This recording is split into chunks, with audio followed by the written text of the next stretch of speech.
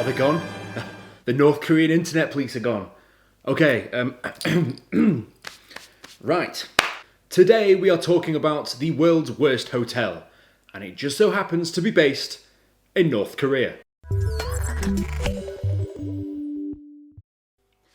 Hello! Welcome to Brainspill, the laziest show on the internet. My name is Tank, and you might recognise this hotel as it is now the central structure of the now capital of North Korea, Pyongyang. This 300 metre tall, 105 floored hotel building shaped like a giant pyramid is the central structure of power in North Korea. And when you look at the skyline of North Korea, it is certainly one of the more noticeable features of the city skyline. It is, as a matter of fact, the tallest building in Pyongyang and is by far the biggest building they have. This is actually known as the Ryugyong Hotel, originally meant to be a Cold War response to a hotel built by a South Korean company in 1986, the Westin Stamford Hotel in Singapore. North Korea, not wanting to be upped by this construction marvel, decided that they'd give the whole hotel building thing a go. They figured that to fund such a large-scale project, aside from starving your own populace, the way to actually build money up to be able to afford this thing was to seek foreign investment. Ooh, scary. North Korea figured that the hotel could be a multi-purpose structure, as I doubt that they would probably be able to get enough patrons to fill the size of this 105-storey hotel at all times. So why not agree for other investors to operate casinos, restaurants, nightclubs and other facilities inside the hotel, making it almost a central hub in a city. The building would be all of these things, plus hotel accommodation, apartments, business facilities, and I imagine some sort of giant middle finger to the South Korean neighbours. Construction on the project began in 1987, with the aim of it being completed and scheduled to open in 1992 in honour of the 80th birthday of President Kim Il-sung. However, there is a funny thing about this, in that it seems as though the project was meant to finish and be opened in 1992, and we are now in the year 2022, the building isn't finished yet. It's still under construction, which means 30 years after schedule, this hotel still leaves a lot to be desired. Yeah, I'm pretty sure they missed that deadline, and his 80th birthday celebration, they probably had to get him something different, like, well, put it this way, not a big ass hotel. So, with the hotel still not finished, provided they move the schedule back to the year 2032, they might be able to get it made and released just in time for Kim Il-sung's 120th birthday. If he was still alive, that is.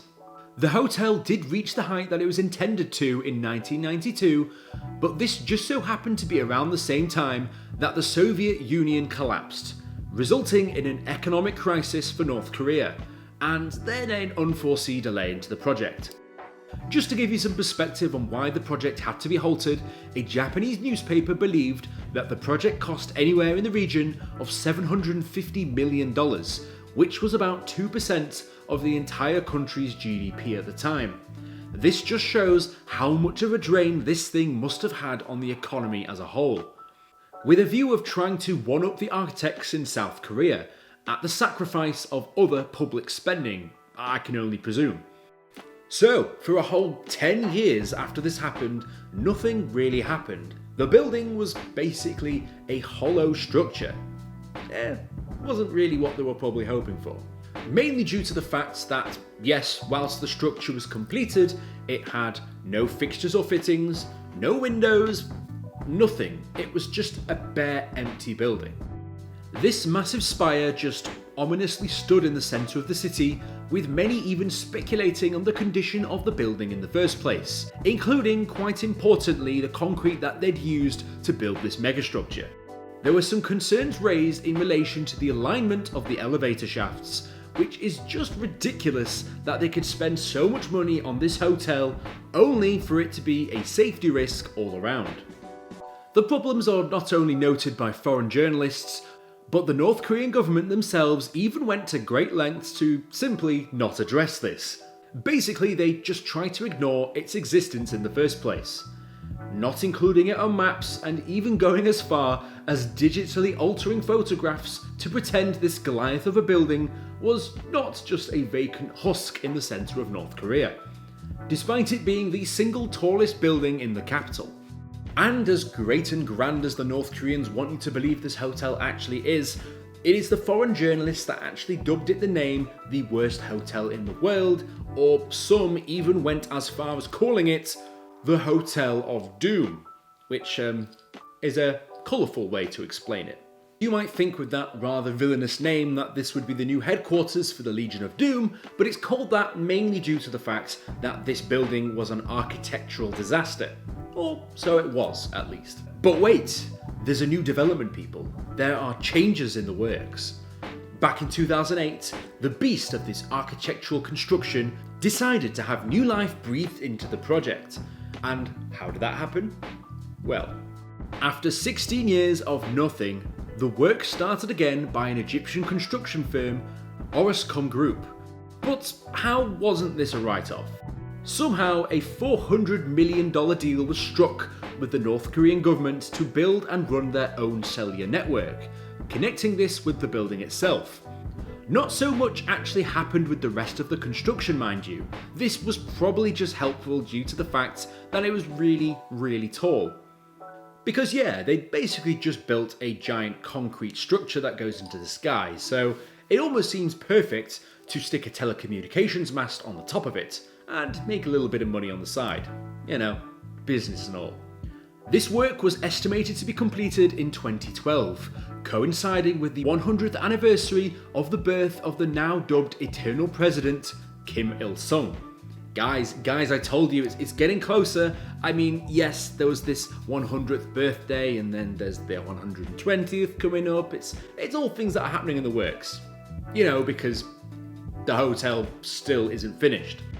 It was reported in 2009 that they had managed to overcome the aforementioned structural problems, and that a revolving restaurant would be possible in the top of the building. Only for those wealthy North Korean elites, I presume. In July 2011, the exterior was completed, to which they would add their finishing touches to the building with exterior glass panels and a telecommunications antennae to the top of the building. So yeah, they'd put windows on this thing, and they'd even managed to put in a few fixtures and fittings inside. Things were really starting to take shape. That was all until 2013, when the project seemingly stopped again under the very believable reason that the entry into the market was not possible at this time. Whatever the hell that means. Okay, so whilst the real reason isn't actually known, it is believed that this might have had something to do with the fact that North Korea was undertaking underground nuclear tests, and their economic situation was worsened once again, and the project was put back onto life support. Despite the fact that this is still many, many years overdue when it was originally meant to be completed. However, that's not all, folks. They decided that they wanted to add a little finishing touch onto it in 2016, when they built a large LED screen down the side of the building, basically where they can show whatever propaganda they want to on the side of their nice shiny building. You know, just something to exert that North Korean authority, or whatever they call it. Yes, this building is large and intimidating, and it's probably not just because of the fact it's called the Hotel of Doom, but because they have this large LED screen down the side of it, they can put whatever they want on it, including a giant face of Kim Jong-il if they really wanted to. Lovely. And that's kind of where we are at the moment. The building doesn't really have much in it. It really houses no guests, and is mainly used as a giant propaganda machine with its telecommunications tower and giant LED screen. So despite all the years, all they can pretty much do is watch reruns of Friends on this thing. You know, for everybody to see. So yeah, who really knows what's going to happen with this thing? If they're going to do anything at all. Or they might just keep it as it is. But I think the name is still rather appropriate. Given what we know about this thing, the Hotel of Doom seems rather fitting. If you liked the video, be sure to like and subscribe. If you want to be notified as soon as I upload my next video, be sure to hit the bell button. And if you've got any ideas for what topics you'd like me to discuss next, let me know down in the comments below. As always, sources used in the video will be in the description. I would absolutely love to know how that LED screen works, as in how you connect to it. How do you actually change the graphics that are on it? Is it something that you could log in through Bluetooth? Because all I'm saying is this would be the perfect way to introduce an entire country to me, to Brainspill. I would just play a video non-stop on that screen all day because, I mean, who's going to stop me? Yes, welcome to the new Eternal Emperor, Tank.